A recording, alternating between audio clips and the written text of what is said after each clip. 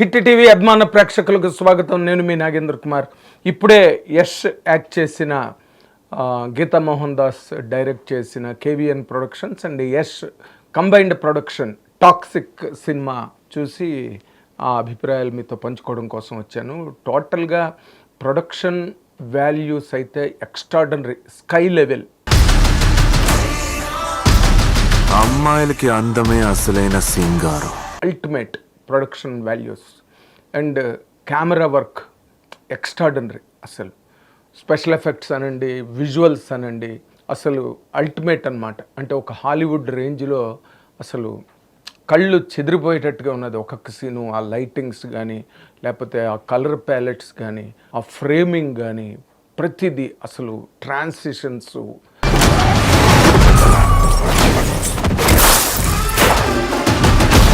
Scene transitions కానీ అసలు అంటే మనం ఒక ఇండియన్ ఫిల్మ్ చూస్తున్నామా, హాలీవుడ్ ఫిల్మ్ చూస్తున్నామా అనే ఒక రేంజ్ ఇంపాక్ట్ని థియేటర్లో నిజంగా స్టన్నింగ్ ఎక్స్పీరియన్స్ అనమాట. సినిమా చూస్తున్నంతసేపు 3 గంటల 15 నిమిషాలు అయినా అసలు అంటే visual Splendor, visual festival. And Ravi Basrur ఇచ్చిన ఆర్ఆర్స్ అయితే కొన్ని సీన్స్లో అయితే నిజంగా హార్ట్ విన్నింగ్గా ఉన్నాయి.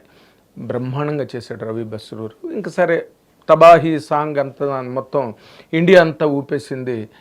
Kiara Advani heart postures, heart expressions అవన్నీ కూడా ఇండియా మొత్తాన్ని ఊపేసిన సంగతి అందరికన్నా ఎక్కువగా కుర్రకారికి, పైలాపచేసిలో ఉన్న యూత్కి అందరికీ బాగా కనెక్ట్ అయిపోయి దాని మీద కేజీఎఫ్ 2 తర్వాత చాలా కాలం గ్యాప్ తర్వాత ఎంతమందో, అంటే కేజీఎఫ్ 2 సాధించిన విజయం, సెన్సేషనల్ విక్టరీతో ఎంతమంది ఇండియాలో చాలామంది స్క్రిప్ట్లు పట్టుకుని పెద్ద ప్రొడక్షన్ ఆఫీసర్స్, పెద్ద డైరెక్టర్లు కూడా యష్ని అప్రోచ్ అయ్యారు.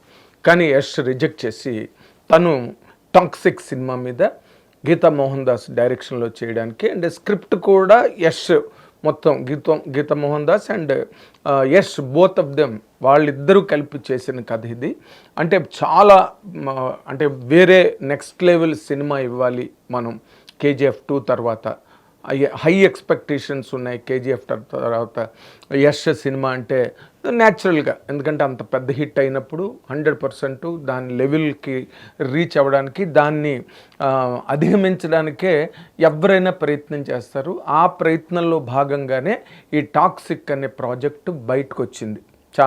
చాలాసార్లు రిలీజ్ డేట్లు మారినాయి అండ్ చాలా గందరగోళం జరిగింది. మొత్తానికి ఏదైనప్పటికీ కూడా ఇవాళ సినిమా మొత్తం పాన్ ఇండియా లెవెల్లో రిలీజ్ అయ్యి ఒక కమోషన్ క్రియేట్ చేసింది రిలీజ్ ముందే. అసలు టికెట్లు, ప్రీ రిలీజ్ బుకింగ్ అవన్నీ అయితే కూడా అసలు ఎలాంటి కమోషన్ అంటే ఇండియా మొత్తం కూడా టాక్సిక్ గురించి వాళ్ళు మాట్లాడుకున్న చాలా wide range of expectations, highest sky rocketing expectations, అంబరాలందిన అంచనాలంటే రాస్తుంటారు కదా మనకి.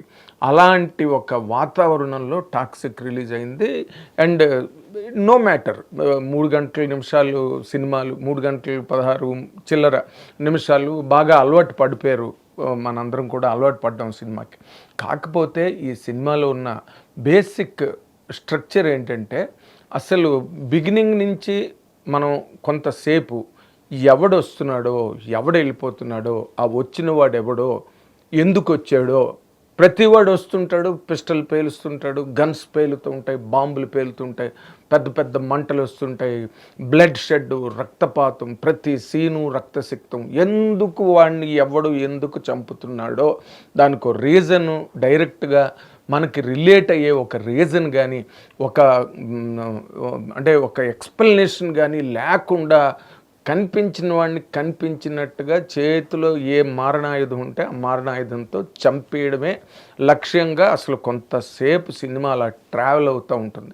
సినిమా బిగినింగ్ నుంచి కూడా ఇమోషన్ను, ఎలివేషన్స్ ద్వారా ఇమోషన్స్ పెంచాలి, ఇమోషన్స్ని కంప్లీట్గా క్యాప్చర్ చేసి ఎన్కాష్ చేసుకోవాలి ఎలివేషన్స్ ద్వారా అనే ఒక ప్రయత్నం, చాలా విఫల ప్రయత్నం సినిమా అంతా జరిగింది. బిగినింగ్లో మ్యాక్సిమం ఫస్ట్ హాఫ్లో అక్కడక్కడ కొన్ని సీన్స్ బాగున్నాయి. కానీ వచ్చిన ప్రాబ్లం ఏంటంటే చాలా వరకు కేజీఎఫ్ చూస్తున్నట్టుంది. నీ తమ్ముణ్ణి కాల్చి ఆడి బూడిదతో లైన్ గీసి ఒక యష్ వస్తుంటే మనకు ఆ కేజీఎఫ్ ఫీల్ కానీ మనం కేజీఎఫ్ థియేటర్లో ఉన్నామన్న ఫీలింగ్ వచ్చిన సందర్భాలు కూడా ఉన్నాయి. ఎందుకంటే యష్ అదే లుక్కు, అదే స్వాగు, అదే వాక్కు, అదే స్వింగు, అన్ని బాడీ లాంగ్వేజు, ఆ క్లోజులు, సైడ్ ఫ్రేమ్స్, ఏది తీసుకున్నా కేజీఎఫ్ కేజీఎఫ్ కేజీఎఫ్.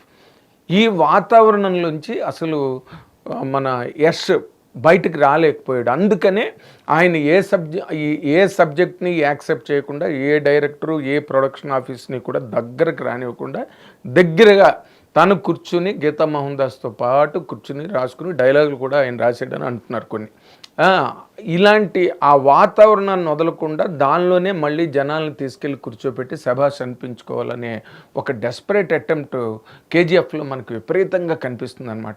ఎక్కడ అసలు ఎందుకు ఆ సీన్ వస్తుంది, ఎందుకు ఈ సీన్ వెళ్తుంది, ఈ సీన్ తర్వాత ఆ సీన్ వచ్చినప్పుడు దానిలోకి ఏం క్యారీ అవుతున్నది, మనకి ఏం అర్థమవుతుంది, ఆడియన్స్ ఎట్లాగా నెక్స్ట్ సీన్కి, నెక్స్ట్ సన్నివేశానికి ఎట్లాగా ట్రావెల్ అవుతాడు అన్నది అసలు పర్థం లేకుండా, అంటే వాళ్ళు చెప్పాను కదా మీకు, ఆ ఎలివేషన్స్ ఇమోషన్స్తో ముందుకు సినిమాని తీసుకెళ్ళిపోదాము అనే ఒక ఫ్యూటైల్ ట్రైలు అండ్ ఆ ఎఫర్ట్ తప్పితే సినిమాలో ఒరిజినల్గా చెప్పుకోవడానికి ఇది అదిరిపోయింది. ఇప్పుడు కేజీఎఫ్ 2 అందరం మెచ్చుకున్నాం, అందరం ఒప్పుకున్నాం, బ్రహ్మాండంగా ఉంది సినిమా, బ్రహ్మాండంగా తీశారని.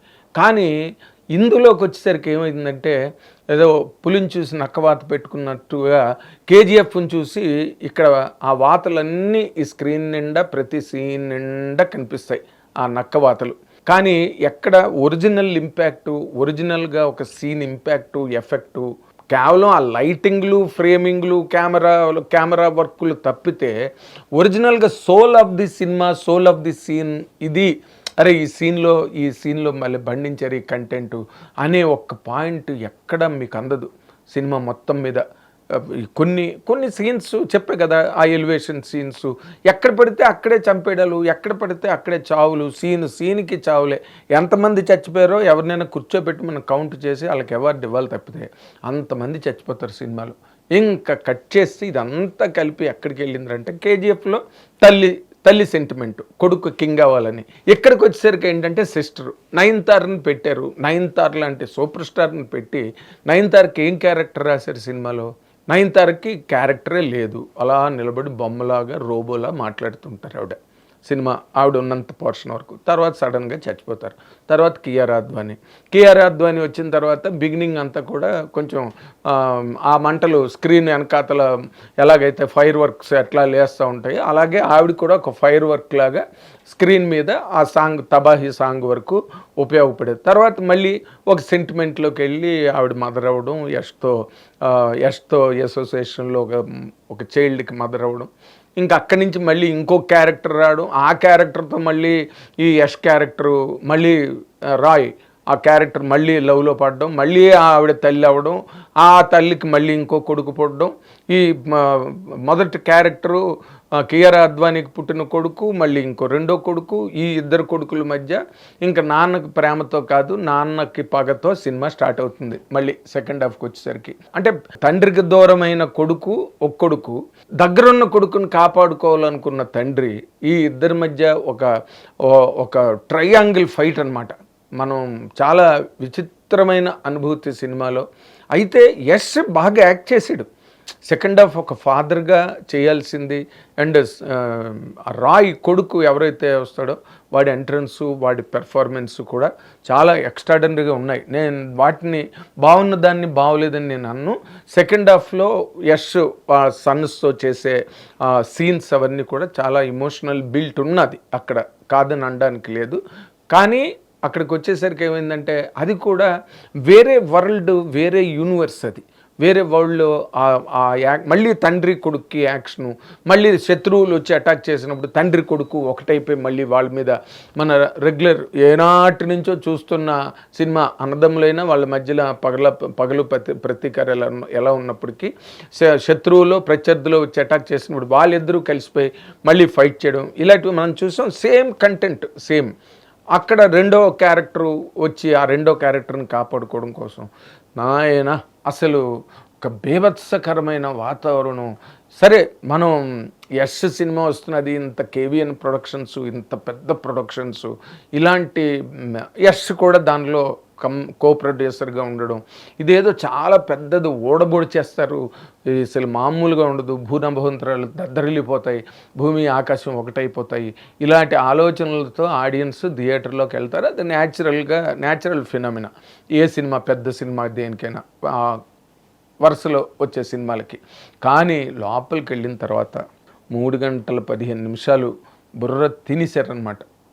అసలు ఎందుకు వెళ్తుందో ఆ సినిమా, ఎక్కడికి వెళ్తుందో కూడా తెలియకుండా, అది కూడా ఒక రకంగా గ్రేట్నెస్ అనిపించింది నాకు. ఎలాగ అసలు ఆ కథ రాసుకున్నారు, 3 గంటల 15 నిమిషాలు అలాంటి కథను ఆ విధంగా తీసేసి, ఆ విధంగా ఎక్కడ ఒకసారి కూడా అనిపించలేదు అరే మనం we're resting on our own laurels, మన గొప్పతనం మీద, మన గత వైభవం మీద మనం ఆధారపడిపోయి మళ్ళీ తీస్తున్నాం ఈ సినిమా అని. ఎందుకంటే ఇన్ని కోట్లు, 500 కోట్లు ఎంతో అయిందంటున్నారు, ఇన్ని 100 కోట్లు పెట్టి సినిమా తీసేటప్పుడు ఇలాంటి ఒక డెస్పరేట్ ఫిల్ము, ఒక రెప్యుటేషను ఇలాంటి మనం చేస్తున్నప్పుడు ఇది ఇండస్ట్రీకి, సినిమా ఇండస్ట్రీకి, ఆడియన్స్ ఇండస్ట్రీకి, ట్రేడ్కి ఎంత బలమైన దెబ్బ తగులుతుంది దీనివల్ల అని ఆలోచించుకోకుండా ఇలాంటి పాచికలు పారడం అన్నది చాలా చాలా ఆలోచించాల్సిన విషయం. ఎవరైనా సరే ఇలాంటి డెస్పరేట్ అటెంప్ట్స్ చేయకూడదు. ఎందుకంటే ఇట్స్ ఆల్ మనీ, 500 crores. ఎన్ని వందల మంది కొత్త డైరెక్టర్లు వస్తారు బయటికి ఆ బడ్జెట్తో. ఎలాంటి సినిమాలు, చిన్న చినిమాలు అసలు అద్దరుగొట్టి బ్రహ్మాండంగా ఆడేస్తున్నాయి. నిన్న ఇరుముడి ఎంత ఖర్చు అయింది దానికి, అసలు అది కలెక్ట్ చేస్తున్న కలెక్షన్ ఏంటి? ఇలాంటివి ఒక్క ఏదో యష్ గురించి అని మాట్లాడట్లేదు నేను. ఎనీ లాంగ్వేజ్ ఇండస్ట్రీలో any production office, any hero production office అంటే ఇప్పుడు కేవీఎన్ నమ్ముతారు, ఎందుకంటే యష్ ఈజ్ ఆల్సో కంబైనింగ్. యష్కు ఒక ప్రూవెన్ రికార్డు ఉంది కాబట్టి యష్ ఆలోచననే ఫాలో అవుదాం, సక్సెస్నే కదా ఫాలో అవుతారు ఎవరైనా అన్నప్పుడు, ప్రొడక్షన్ హౌస్కి కానీ ఒక ప్రొడ్యూసర్గా వచ్చి ఇన్వెస్ట్మెంట్ పెట్టే అలాంటి వాళ్ళు they want to follow the foot steps of a successful hero. అక్కడ చూసుకోవాల్సింది యష్ ఈ కథను మనం చెప్తున్నప్పుడు ఇది ఎంతవరకు ఇంపాక్ట్ఫుల్గా ఉంది, కొత్తగా ఉంది, రెప్యుటేషన్ లేకుండా కొత్త ప్రపంచంలోకి ఎలాగెళ్ళాలి అనే ఆలోచన, ఒక విచక్షణ, ఒక జడ్జిమెంట్ చేసేటప్పుడు లేకుండా చూపించింది పాడిందే పాటరా పాసిపళ్ళ దాసరా అన్నట్టుగా చూపించి దానికి అన్ని 100 కోట్లు దాని మీద పోసి, ఇదంతా బూడిదలో పోసిన పన్నీరు కదా. ఇప్పుడు ఈ రోజున ఏంటి ఆ సినిమా అని గనక బయటకు వచ్చి అడిగితే ఎవరు మాట్లాడలేని పరిస్థితి, విపరీతంగా ట్రోల్ అవుతుంది సినిమా ఆల్రెడీ.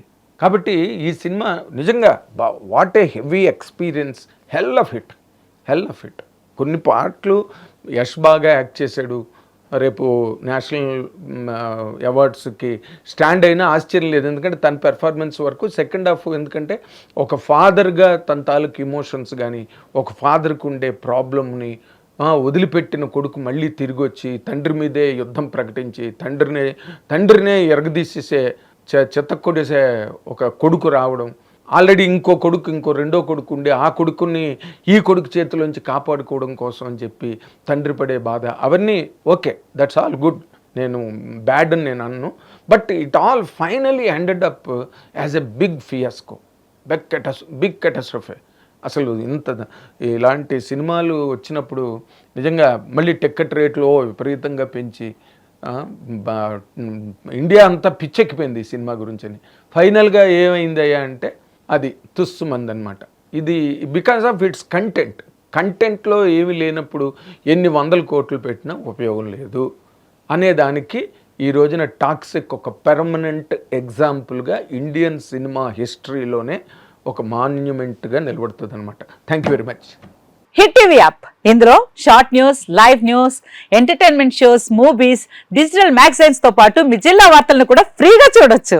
ఇంకెందుకు ఆలస్యం, వెంటనే హిట్ టీవీ యాప్ ని డౌన్లోడ్ చేసుకుని ఫ్రీగా ఎంటర్టైన్మెంట్ పొందండి. Hit TV app, hit TV app, please download hit TV app. Hit TV app ని ఫ్రీగా డౌన్లోడ్ చేసుకొని ఎంజాయ్ చేయండి. మీకు నచ్చిన ఎంటర్టైన్మెంట్ కోసం హిట్ టీవీ యాప్ ని ఫ్రీగా డౌన్లోడ్ చేసుకుని ఎంజాయ్ చేయండి. హిట్ టీవీ యాప్ని డౌన్లోడ్ చేసుకుని ఆస్వాదించండి, ఆశీర్వదించండి. ఇంతమంది సెలబ్రిటీలు హిట్ టీవీ యాప్ ని డౌన్లోడ్ చేసుకోండి అని చెప్తున్నారంటే ఎంత మంచి యాప్ ఆలోచించండి. అమెరికా అమెరికా అమెరికా అమెరికాలో చదవాలనుకునే వాళ్ళకి విశ్వసనీయమైన పేరు మన శౌర్య consultancy. UK Law 1 Year Masters. UK Law 1 Year Masters. 2 years work permit up to 5 years visa. Contact Saurya Consultancy. Contact 89851 89851.